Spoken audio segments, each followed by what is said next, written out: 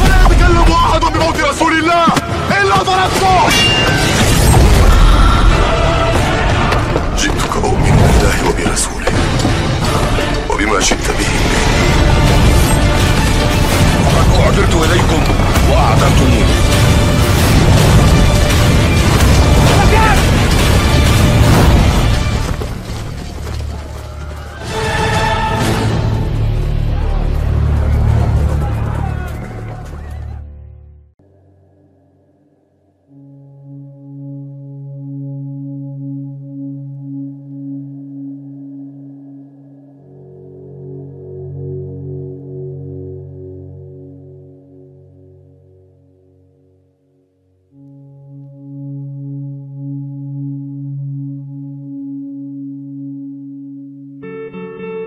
Di tengah hiruk-pikuk dunia yang semakin kehilangan arah, ada satu misteri yang terus bergema dalam sejarah dan nubuat-nubuat zaman, bangsa Rum.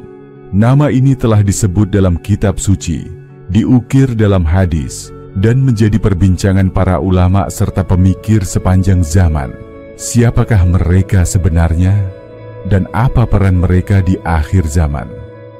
Berabad-abad yang lalu, bangsa Rum dikenal sebagai Kekaisaran Romawi Timur atau Bizantium, penguasa besar yang menguasai sebagian besar dunia barat dan timur.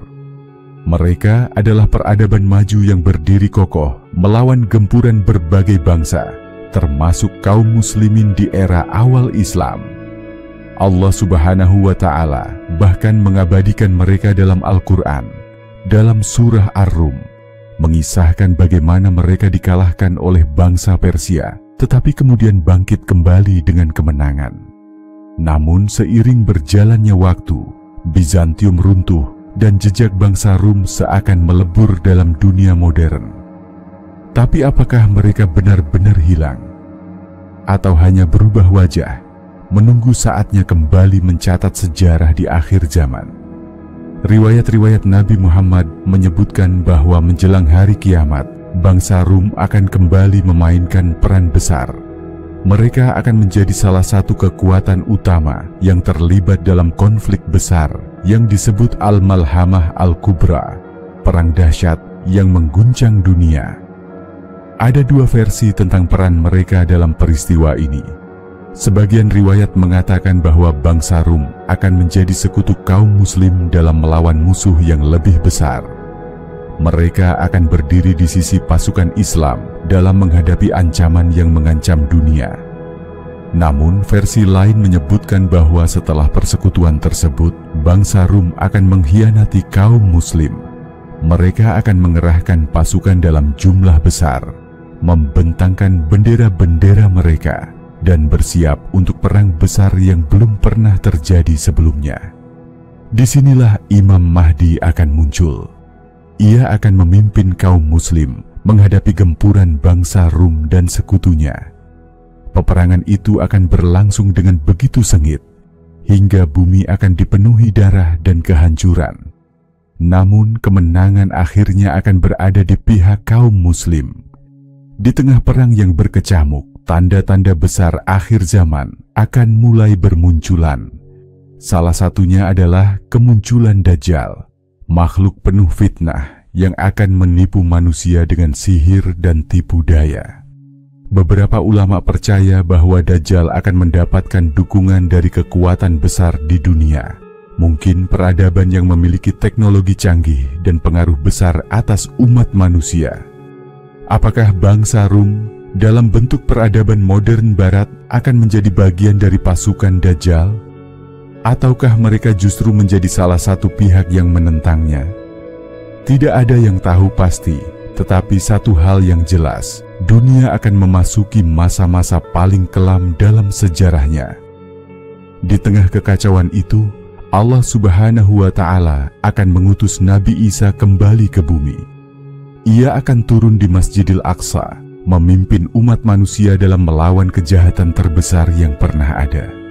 Dajjal akan terbunuh di tangan Nabi Isa, dan dunia akan kembali menemukan kedamaiannya. Namun bagaimana nasib bangsa Rum setelah semua ini berakhir? apakah mereka akan hancur dalam perang? Ataukah mereka akan menerima kebenaran dan menjadi bagian dari umat yang dipimpin oleh Nabi Isa? Misteri ini tetap belum terjawab sepenuhnya. Sejarah telah membuktikan bahwa peradaban besar bisa runtuh dan bangkit kembali dalam wujud yang berbeda. Mungkin bangsa Rum masih ada di sekitar kita, hanya dengan wajah yang berbeda, menunggu waktu mereka untuk kembali berperan dalam skenario akhir zaman. Dalam konteks akhir zaman, menurut berbagai sumber Islam, bangsa Rum sering dikaitkan dengan peradaban Barat atau Eropa. Istilah Rum dalam Al-Quran, Surah Ar-Rum, merujuk pada Kekaisaran Romawi Timur, Bizantium. Namun dalam eskatologi Islam, ada beberapa peristiwa dan tokoh yang sering dikaitkan dengan bangsa ini. Pertama, perang besar antara Muslim dan bangsa Rum. Matahari terbit dengan cahaya merah membara di ufuk timur. Langit memancarkan sinyal pertanda, seolah alam semesta tahu bahwa hari itu bukan hari biasa. Ini adalah hari yang telah dinubuatkan berabad-abad sebelumnya. Hari ketika dua kekuatan besar dunia akan saling bertemu dalam perang yang mengguncang sejarah, Al-Malhamah Al-Kubra, perang besar antara Muslim dan bangsa Rum. Dunia telah lama berada dalam ketegangan. Dua kekuatan raksasa berdiri berhadapan, kaum Muslim yang dipimpin oleh seorang pemimpin mulia yang tak lain adalah Imam Mahdi, dan bangsa Rum, sebuah kekuatan besar yang menguasai dunia dengan kekuatan militer dan politiknya. Sebelumnya, ada masa ketika kedua pihak ini bersekutu. Mereka bersatu untuk menghadapi musuh bersama yang datang dari timur, musuh yang begitu ganas hingga membinasakan siapa saja yang menghalangi jalan mereka. Bangsa Muslim dan bangsa Rum sempat berdiri di satu barisan, bahu-membahu melawan kekuatan itu. Namun, perdamaian ini tidak berlangsung lama.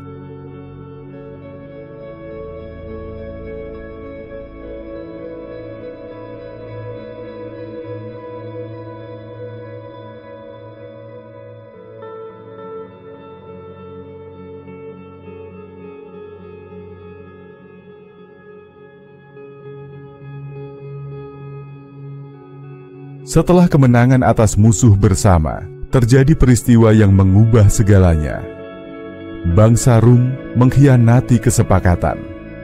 Mereka menuduh Muslim telah melanggar perjanjian dan dengan cepat mengerahkan pasukan mereka ke medan perang. Para pemimpin Muslim yang awalnya berharap pada perdamaian akhirnya menyadari bahwa perang tidak bisa dihindari. Langit pun menjadi saksi bisu atas keputusan besar yang telah diambil. Medan perang terbentang luas di suatu tempat di wilayah Syam, tanah yang diberkahi. Ribuan pasukan telah bersiap di kedua sisi. Dari kejauhan, terlihat bendera hitam berkibar gagah di kubu Muslim, sementara bendera-bendera bangsa Rum berkibar dalam jumlah yang jauh lebih besar. Perang pun dimulai. Suara derap kaki kuda menggema di padang pasir. Pedang bertemu pedang, darah tertumpah membasahi bumi, dan teriakan takbir bersahut-sahutan di langit. Kaum Muslim bertarung dengan penuh keberanian, tahu bahwa ini bukan sekadar peperangan biasa. Ini adalah perang akhir zaman, perang yang telah diramalkan oleh Rasulullah berabad-abad sebelumnya. Hari pertama berlalu dengan pertempuran sengit. Bangsa Rum mengerahkan kekuatan mereka yang luar biasa. Dengan teknologi dan jumlah pasukan yang jauh lebih besar, mereka yakin bahwa kemenangan ada di tangan mereka. Namun pasukan Muslim tidak gentar. Mereka bertarung dengan keimanan yang kuat, karena mereka tahu bahwa mereka berada di pihak yang benar. Hari kedua dan ketiga berlalu dengan pertumpahan darah yang terus berlanjut. Setiap jengkal tanah diperebutkan dengan harga nyawa. Bau darah memenuhi udara, dan suara pekikan perang menggema di segala penjuru. Pada hari keempat, terjadi sesuatu yang mengejutkan. Di tengah kekacauan perang, tiba-tiba langit menjadi gelap. Hembusan angin kencang menerpa medan perang. seorang pemimpin Muslim yang tak lain adalah Imam Mahdi maju ke depan, memberi seruan terakhir kepada pasukannya. Dengan semangat yang membara, pasukan Muslim melancarkan serangan balasan yang tak terduga. Bangsa Rum yang sebelumnya begitu percaya diri mulai goyah. Pasukan mereka satu persatu runtuh, hingga akhirnya perlawanan mereka hancur total. Perang yang berlangsung selama berhari-hari itu akhirnya dimenangkan oleh kaum Muslim dengan gemilang. Namun, kemenangan ini belum sepenuhnya berakhir. Di tengah medan perang yang dipenuhi puing-puing kehancuran, terdengar kabar yang mengejutkan seluruh dunia. Dajjal telah muncul. Sosok yang paling ditakuti sepanjang sejarah, makhluk penuh fitnah yang akan menipu manusia dengan keajaiban dan tipu dayanya, akhirnya datang. Ia muncul di suatu tempat di timur, menyatakan dirinya sebagai Tuhan, dan mengajak manusia untuk mengikutinya. Perang besar yang baru saja berakhir ternyata hanyalah permulaan dari ujian yang lebih besar. Dunia belum benar-benar tenang. Bahkan, perang yang lebih dahsyat sedang menanti di depan. Saat itu, kaum Muslim sadar bahwa hanya ada satu harapan tersisa. Mereka harus bersiap untuk menyambut turunnya Nabi Isa yang akan menjadi kunci dalam mengakhiri fitnah Dajjal dan menegakkan keadilan di muka bumi. Langit kembali memancarkan cahaya merah saat senja tiba. Perang telah berakhir, tetapi kisah akhir zaman baru saja dimulai. Demikianlah kisah Al-Malhamah Al-Kubra, perang besar yang akan terjadi di akhir zaman antara kaum Muslim dan bangsa Rum. Apakah kita akan menyaksikan peristiwa ini dalam hidup kita? Ataukah ini masih akan terjadi jauh di masa depan? Hanya Allah Subhanahu wa Ta'ala yang tahu. Kedua, bangsa Rum sebagai sekutu Muslim. Langit di atas Syam berwarna merah keemasan saat matahari perlahan tenggelam di cakrawala. Angin berhembus lembut membawa bisikan masa depan yang telah dinubuatkan berabad-abad sebelumnya. Dunia berada di ambang perubahan besar, dan di tengah semua itu, dua kekuatan yang selama ini berseberangan mulai mendekat. Dua bangsa yang pernah bertarung di medan perang, yang sejarahnya dipenuhi dengan perseteruan dan pertempuran panjang, kini dihadapkan pada pilihan yang tak pernah mereka bayangkan sebelumnya. Menjadi sekutu, mereka adalah kaum Muslim yang dipimpin oleh seorang pemimpin mulia yang dinantikan dunia, Imam Mahdi, dan bangsa Rum, sebuah peradaban besar yang pernah menguasai dunia, yang kini berdiri di persimpangan jalan takdir. Dunia tidak lagi sama. Perang, kehancuran, dan kekacauan telah menyebar ke segala penjuru bumi.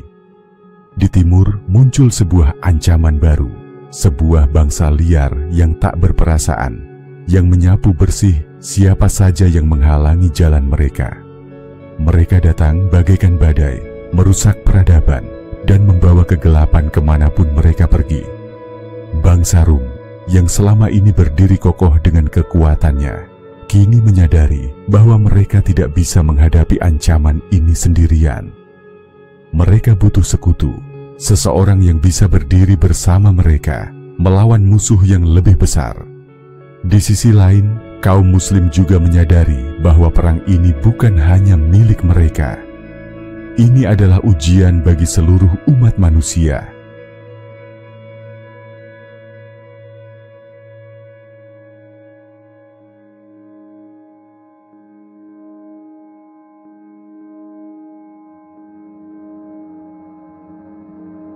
Jika mereka tidak bersatu, maka kehancuran akan menelan semuanya. Dan akhirnya, sesuatu yang tak pernah terpikirkan pun terjadi. Para pemimpin bangsa Rum mengirim utusan ke pemimpin Muslim. Mereka datang bukan dengan pedang terhunus, bukan dengan tuntutan perang, tetapi dengan permohonan persekutuan. Mereka menawarkan perdamaian, menawarkan tangan untuk saling menggenggam demi melawan musuh yang lebih besar. Imam Mahdi menerima tawaran itu. Dan untuk pertama kalinya dalam sejarah, Muslim dan bangsa Rum berdiri di satu barisan, bukan sebagai musuh, tetapi sebagai sekutu. Hari yang dinantikan akhirnya tiba. Ribuan pasukan Muslim dan bangsa Rum berkumpul di satu tempat.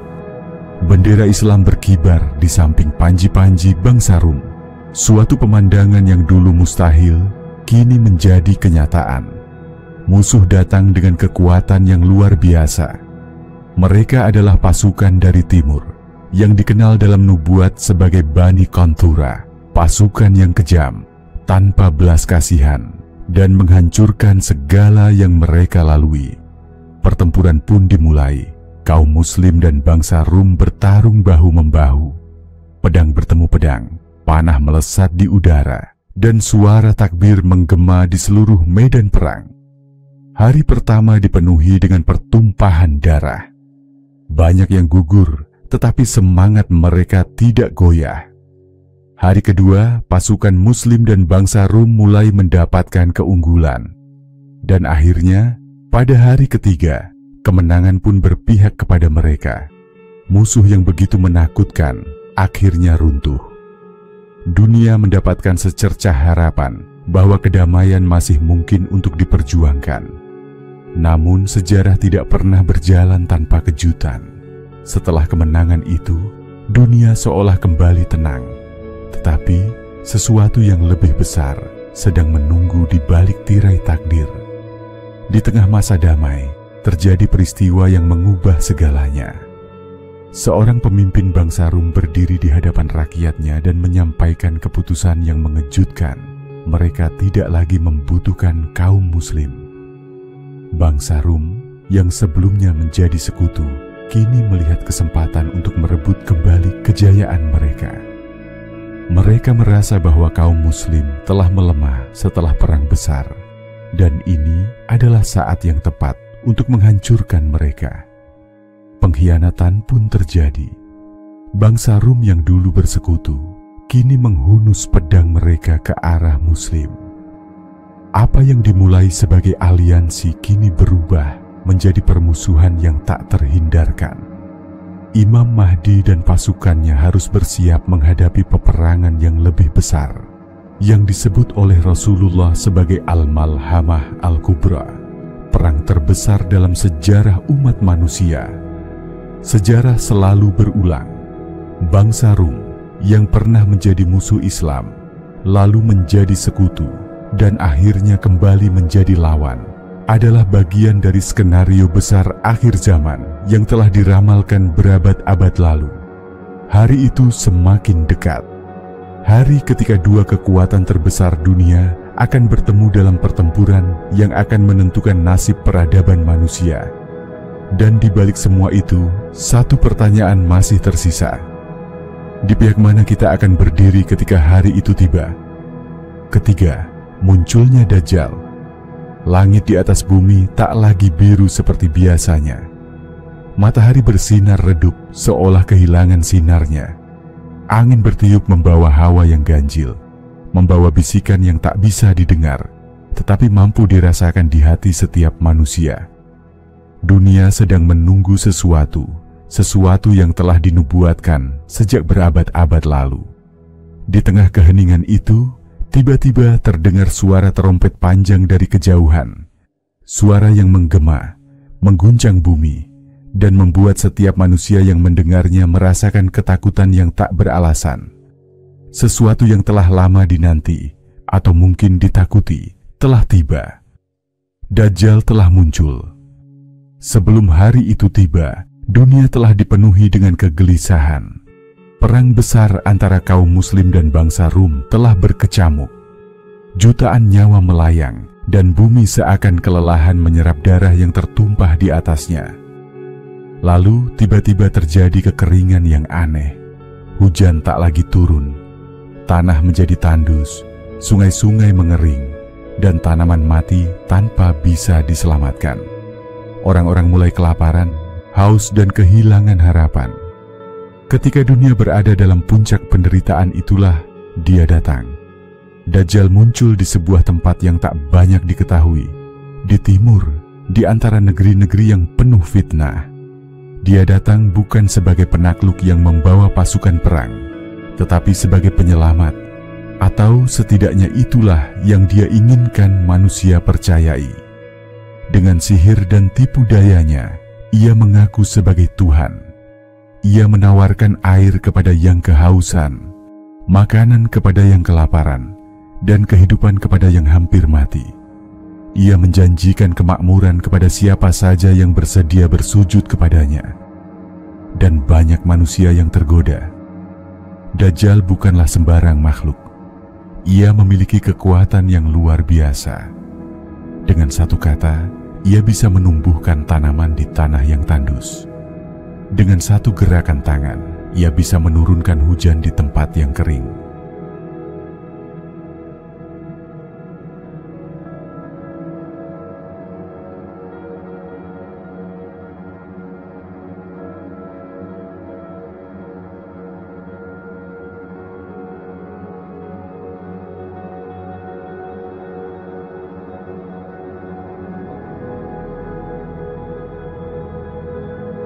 Ia bisa menghidupkan orang yang telah mati, atau setidaknya itulah yang terlihat oleh mata manusia.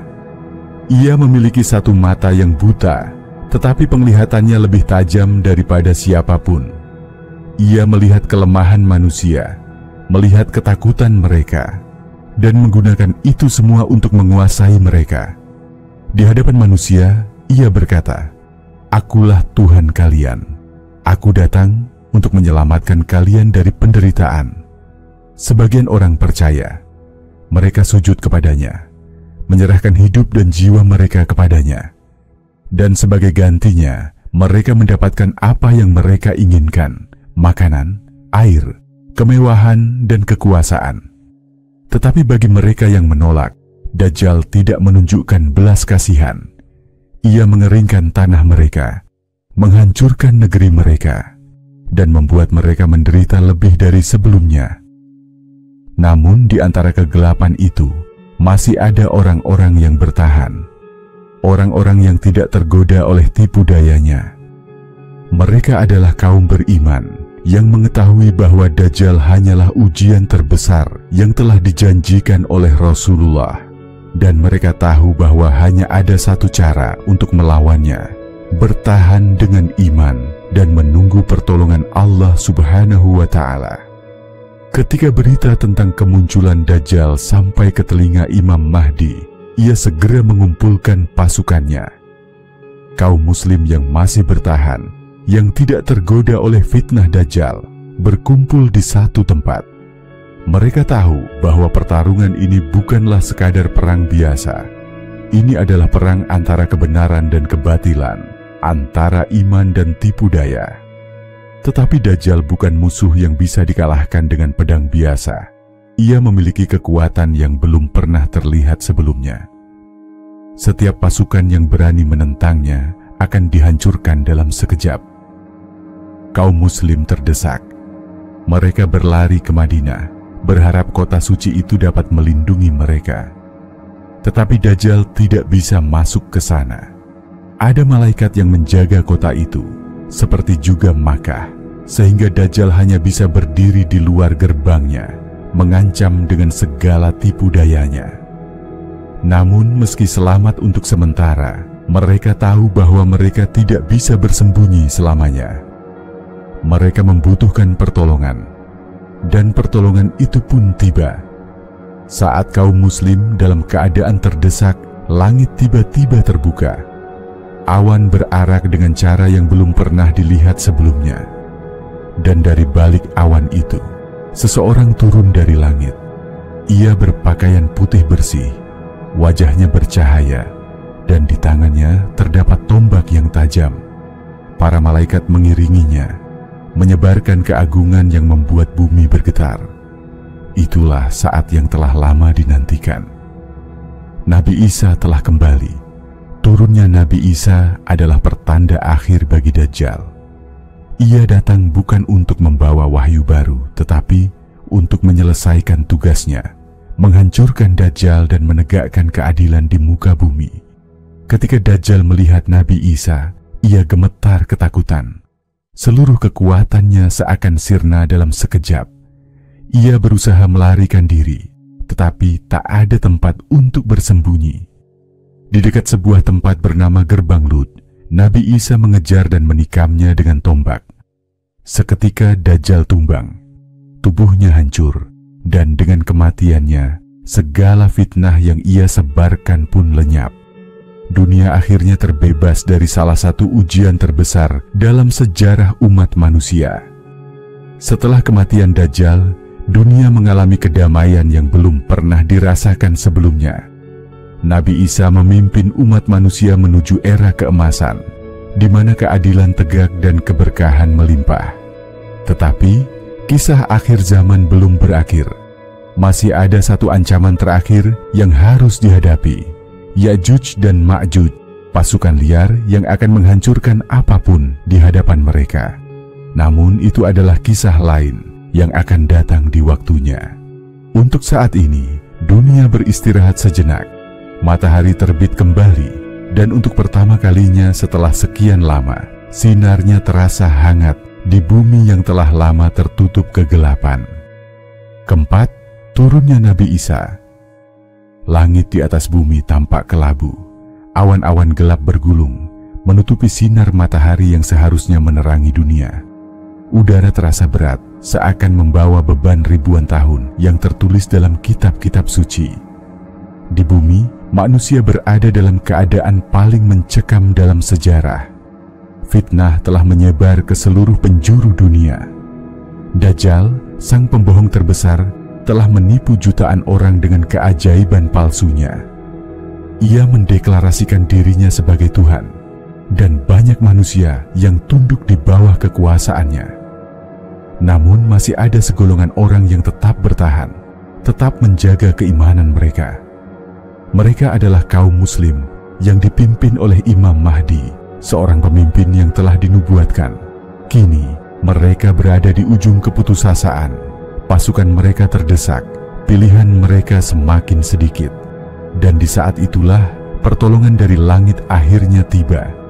Pada suatu pagi, di saat dunia masih diliputi ketakutan, tiba-tiba terjadi sesuatu yang belum pernah terlihat sebelumnya. Langit mulai berubah. Awan-awan gelap yang telah lama menyelimuti bumi perlahan-lahan terbelah.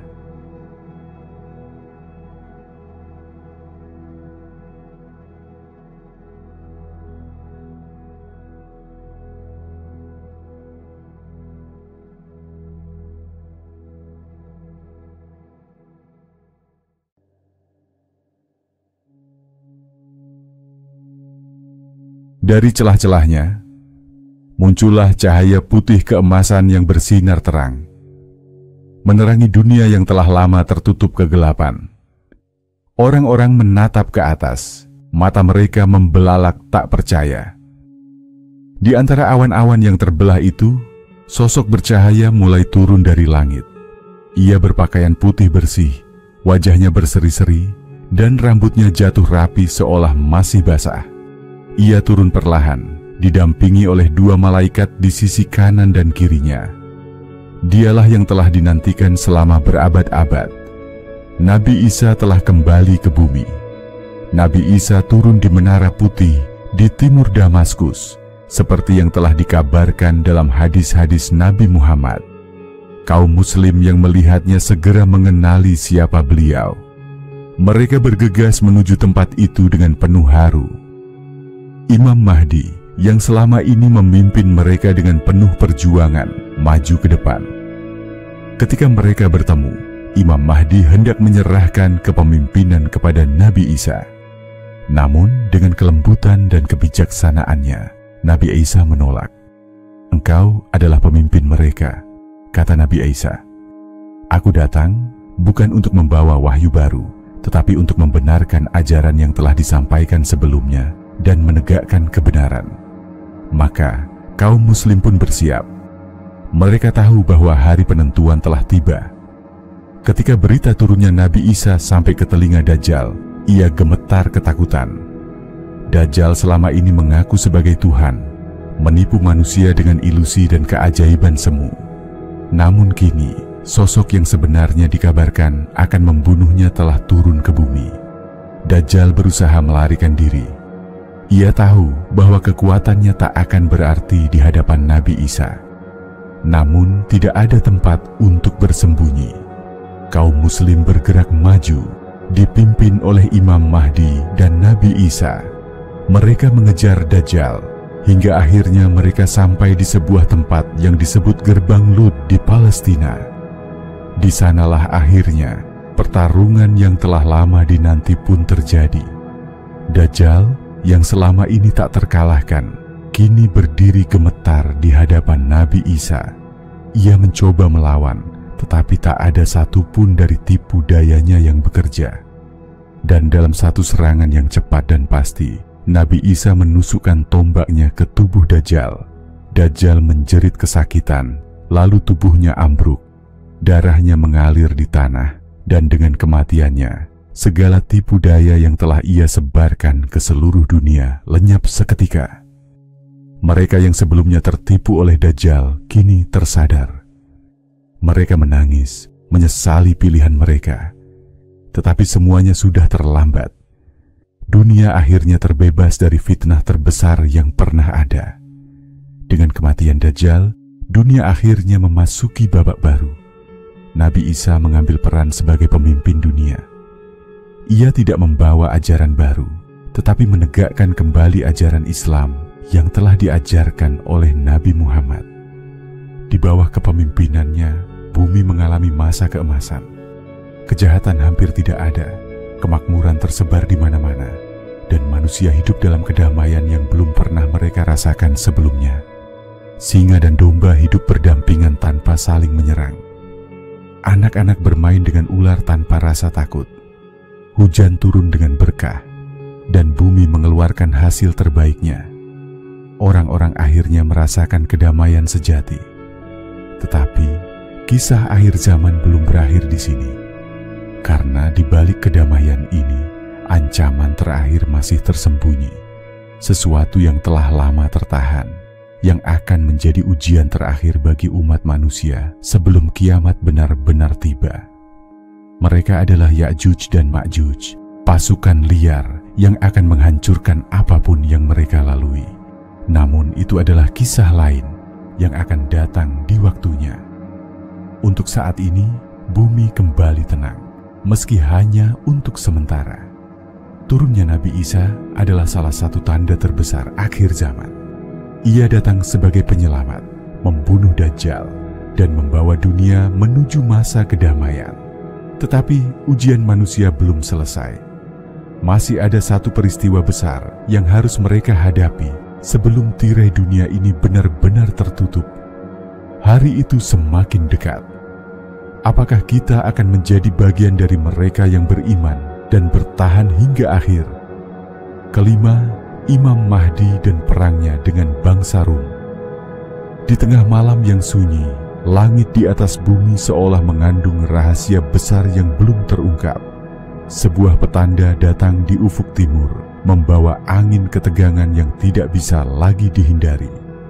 Dunia yang sudah lama dilanda kekacauan kini siap menghadapi ujian terbesar yang akan mengubah sejarah umat manusia.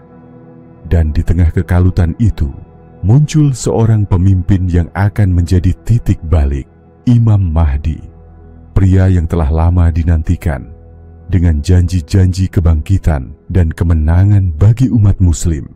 Ia datang dengan kekuatan yang tak terlihat oleh mata, namun memiliki dampak yang lebih besar dari apapun yang pernah dibayangkan umat manusia. Di bawah kepemimpinannya, kaum muslim bersatu, tidak hanya untuk mempertahankan agama, tetapi untuk menegakkan kebenaran yang telah hilang dalam ketidakadilan dunia. Namun takdir Allah Subhanahu wa Ta'ala menuntun mereka pada satu pertemuan yang sangat menentukan, perang besar dengan bangsa Rum.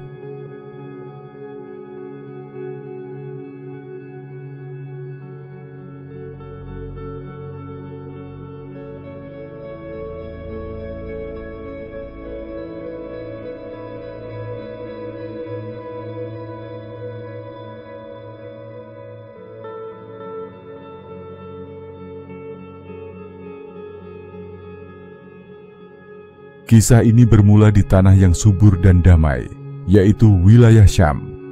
Di sana, pasukan-pasukan besar sedang bersiap. Di sisi satu terdapat pasukan bangsa Rum, kekuatan besar yang menguasai sebagian besar wilayah barat. Sementara di sisi lain, pasukan Imam Mahdi yang mulai menarik perhatian dunia dengan kepercayaan dan pengaruhnya. Dulu, bangsa Rum pernah menjadi sekutu Muslim, bersatu melawan musuh yang lebih besar. Namun setelah kemenangan, ketegangan mulai muncul. Bangsa Rum yang merasa kuat kembali melupakan janji mereka, dan ambisi mereka untuk mendominasi semakin jelas.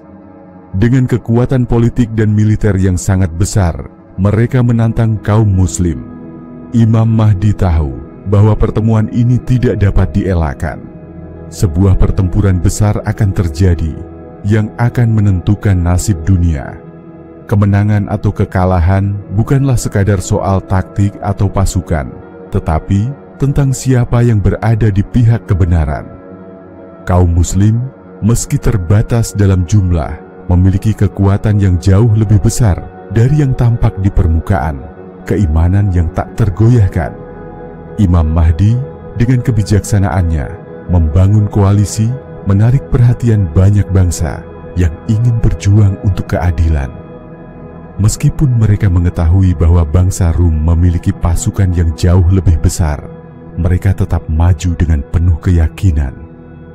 Di medan perang, bendera-bendera berkibar, diiringi oleh lantunan takbir yang menggetarkan langit.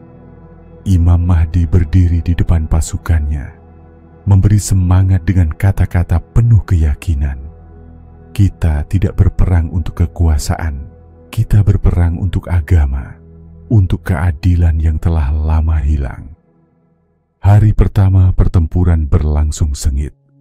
Pasukan bangsa Rum yang lebih besar, dengan teknologi yang lebih maju, menyerbu pasukan Muslim dengan kekuatan penuh. Tetapi semangat kaum Muslim yang dipimpin Imam Mahdi tak terhentikan. Mereka bertarung dengan keberanian yang luar biasa, tahu bahwa ini adalah ujian terbesar bagi iman mereka. Pada hari kedua, ketegangan semakin memuncak. Pasukan bangsa Rum mulai merasa yakin akan kemenangan mereka. Dengan kekuatan militer dan teknologi canggih di tangan mereka, mereka melancarkan serangan balik yang begitu hebat, sehingga pasukan Muslim mulai terdesak. Namun, sesuatu yang tak terduga terjadi.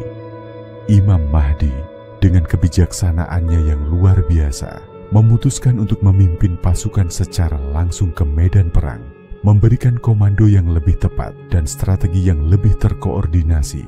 Keputusan itu mulai mengubah arah pertempuran. Pasukan Muslim yang semula terpojok mulai menemukan titik balik mereka dengan keberanian yang semakin membara. Pada saat yang kritis, langit mulai gelap seolah menjadi saksi bisu dari perjuangan ini. Kaum Muslim yang sudah berada dalam posisi terjepit mendapat kekuatan baru. Bendera hitam mereka berkibar lebih tinggi dari sebelumnya, menjadi simbol harapan yang tak boleh padam. Hari-hari pertempuran berlalu dengan penuh darah dan air mata. Namun hari itu akhirnya tiba. Hari ketika kebenaran akhirnya dapat mengalahkan kebatilan. Pasukan Imam Mahdi yang sebelumnya terlihat terpojok, kini melancarkan serangan balasan yang sangat kuat.